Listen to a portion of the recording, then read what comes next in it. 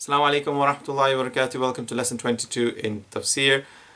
Surah alBalad, the city, which is referring to the city of Makkah, the beloved city of the Prophet ﷺ, the blessed city of Makkah, where the Kaaba is the house of Allah subhanahu wa ta'ala. أعوذ بالله من الشيطان الرجيم بسم الله الرحمن الرحيم لا أقسم بهذا البلد. I swear by this city. So Allah subhanahu wa ta'ala, as again, this is a Makki surah. Allah subhanahu wa ta'ala is taking a qasam, an oath by this city to show its special place and how we should revere this special place. I swear by this city of Makkah.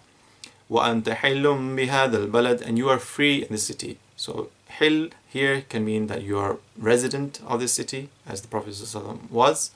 However, also it of the meaning that you are now free to do whatever it takes to achieve this, to conquer Makkah, because this is referring to the conquest of Makkah, the Fath Makkah, which happened in the 7th year of Hijri, 7 years after the migration of the Prophet ﷺ to Medina, when he came back to Makkah to make it a city of the Muslims. And this all without bloodshed. وَوَالِدٍ وَمَا وَلَدٍ, and by the father and all those he begot. So this can be referring to Adam alayhi salam, as he is the father of all bashar, of all humankind, and obviously all those who have become the progeny of Adam Islam, we all from him. However, also it can be taken to mean the Prophet ﷺ, as he is like our father figure. So he's our father figure in the ruh sense, in the spiritual sense.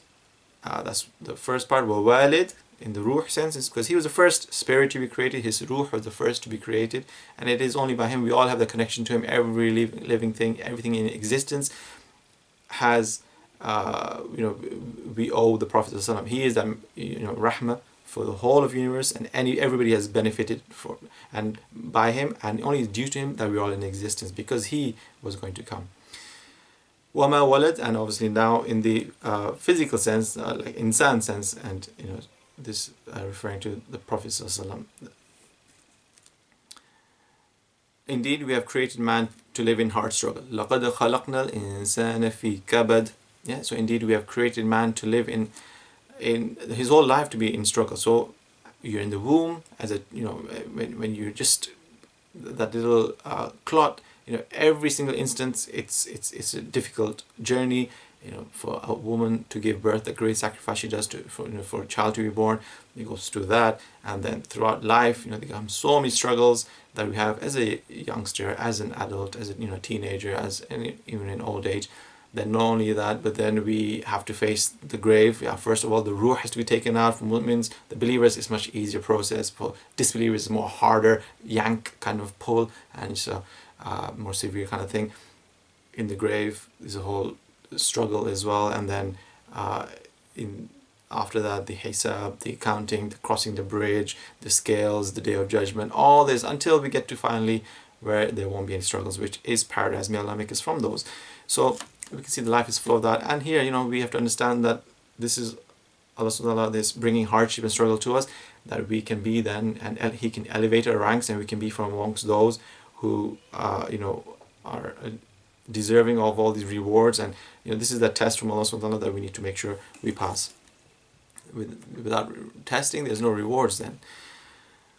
أَيَحْسَبُ أَن لَّن يَقْدِرَ عَلَيْهِ أَحَدٌ. Does he think that no one has power over him? So this is now referring to, this is the address to the disbelievers, that they think that Allah subhanahu wa ta'ala has no power over them. He's the one who's created them. He's created them in the first place, and He's created the whole universe, and they think that now Allah subhanahu wa ta'ala has no power over them. He indeed has power over the whole universe and everything that's in existence. And then again, referring back to the disbelievers, يَقُولُ أَهْلَكْتُ مَالًا لُبَدًا. He says, I spent a lot of wealth. So this is that disbeliever saying that. أَيَحْسَبُ أَن لَّمْ يَرَهُ أَحَدٌ. Does he think that no one has seen him? So Allah subhanahu wa ta'ala is the one who's given us the eyes, and here we think that Allah can't see us. Allah subhanahu wa ta'ala has watchers over us. He has recorders over us. So we're being watched and we're being recorded. أَلَمْ نَجْعَلْ لَهُ عَيْنَيْنِ. So now this is referring to showing the blessings that Allah subhanahu wa ta'ala has given us as well. Did we not make for him two eyes? عَيْنَيْن. Yeah, so Allah subhanahu has given us two eyes. So just as, you know, we have eyes, Allah subhanahu can also see us, and He's watching us, and everything's being recorded by all those He's put in charge of that. وَلِسَانًا وَشَفَتَيْنِ, and a tongue and two lips. You know, so now we're able to speak, say what's within us, that we can bring it out, we can eat. You know, so we have all these things, abilities, because of these great blessings that the Prophet Allah subhanahu wa ta'ala has given us. And one tongue and two lips. وَهَدَيْنَاهُ النَّجْدَيْنِ, and showed him the two ways, and that is the way of you know, good and bad, good and evil. So there's things that Allah has told us to do, we know that's going to be good for us, and the things that told us not to do, we know that's going to be bad for us, and there's nothing good in that for us. So things to refrain from, things that we're commanded to do, as we're duty bound as a Muslim. Furthermore, in terms of guidance, Allah has shown us the right way, and then He's shown us the way that's going to be astray. Things that are correct to do and that have reward in it, and there's things that are incorrect to do and have sin in it. So Allah has shown us the two ways, and we have the choice which way, you know, we have the choice which one we have to make. So wherever we end up in the hereafter is due to that, is going to be deserved, as we had the choice and we chose that path that we wanted to take, and the level we wanted to be in, if it was in success or in punishment, the level we wanted to be in. فَلَقْتَحَمَ الْعَقَبَةِ, yet he did not make his way through the steep course. So this, Allah subhanahu has made things difficult, and in there, you know what, Allah subhanahu has got great rewards. So that's what Allah subhanahu refers to. وَمَا أَدْرَاكَ مَا الْعَقَبَةِ, what may make you know what is this steep course? Something that's steep course, something that's difficult to do. You know what, there's things that, you know, like to do ibadah, to pray 5 times a day, all these things, you know, they have their degrees of how difficult it may be on a person. To all different people's is very different. What they feel towards things. Some people might be really good and, oh, I love to read Quran, and they have that inkling, you know, towards that and stuff. Others may not, but having something else. So we all vary in different things, but there's things that are difficult, and in there is reward. So Allah subhanahu is kind of referring back to that. What may make you think, what may make you know what this aqaba is, this steep course, is something that's really difficult to do. So see here some of the items. Fakku raqaba, it is freeing a slave. When it says freeing, actually fakku raqaba is more like helping to free a slave, because if you do tahriru raqaba, that is freeing a slave. But fakku raqaba is helping towards freeing a slave, whether it's through money or through whatever means that you make it happen. So fakku raqaba, freeing a slave, is the steep course. أو إطعام في يوم ذي مسغبة, or giving food in a day of hunger. You know, to give food when people are hungry is a drought time as well, possibly. Then, you know, to be those that you think about others, that, you know, that's key. يتيما ذا مقربة, to an orphan near of kin. So to give an orphan who's a vulnerable person, who has no parents, who has lost a mother or a father or both, so to then give to them. Not only that, but if they're of close relatives, you're getting two rewards of charity giving, and then also of, because you're connecting ties. You're connecting ties like the Prophet Silatul Rahim, because he's a relative of yours, and you're actually giving towards him. To an orphan near of kin. وَمِسْكِينًا أَوْ مِسْكِينًا ذَا مَطْرَبَةٍ, or to a needy person lying in dust. So a needy person lying in dust is even more in need of thing, and more desperate, and it's to help such a person.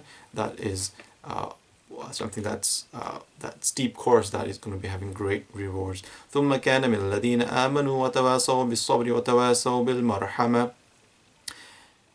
بِالْمَرْحَمَةِ. Then he did join those who believed.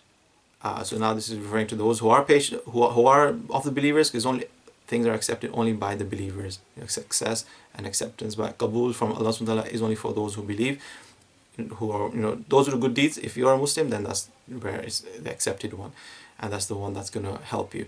So all these things that were mentioned, so it's from the Muslims. ثُمَّ كَانَ مِنَ الَّذِينَ آمَنُوا وَتَوَاصَوْا بِالْحَقِّ وَتَوَاصَوْا بِالصَّبْرِ وَتَوَاصَوْا بِالْمَرْحَمَةِ. And those mu'mins are the ones who advise each other, encourage each other, make each other strive to what? To be patient and to be merciful.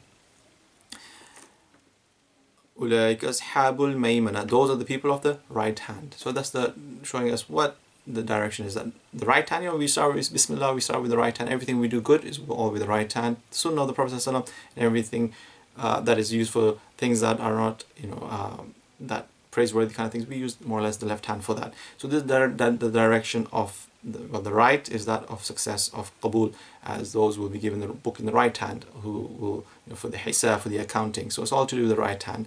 Who those who get in the right hand, they'll be the successful ones, and they should be the ones who are smiling on the day of judgment. وَالَّذِينَ كَفَرُوا بِآيَاتِنَا هُمْ أَصْحَابُ الْمَشْأَمَةِ. As for those who reject our verses, they are the people of the left hand. So the left hand is the ones who reject the verses. The disbelievers are the ones who are going to be the sore and the wretched and the losers. عَلَيْهِمْ نَارٌ مُؤْصَدَةٌ. Upon them will be the fire, enveloping them with closed exits.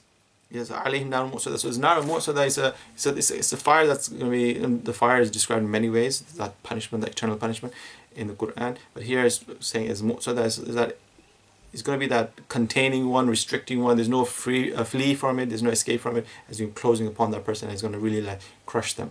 So this is that fire that we ask Allah to Allah must salimna jami'an, may Allah protect us from it. Allahumma nas'aluka ridaka wal jannah wa na'udhu bika min sakhatika wan nar. Allah bless us with your reward of paradise, and to save us from the fire and the punishment of Jahannam. So this is Surah alBalad, and in here we've seen some of the verses and a bit of explanation on that. Wa sallallahu sayyidina Muhammad wa ala alihi wa sahbihi wa barak sallam.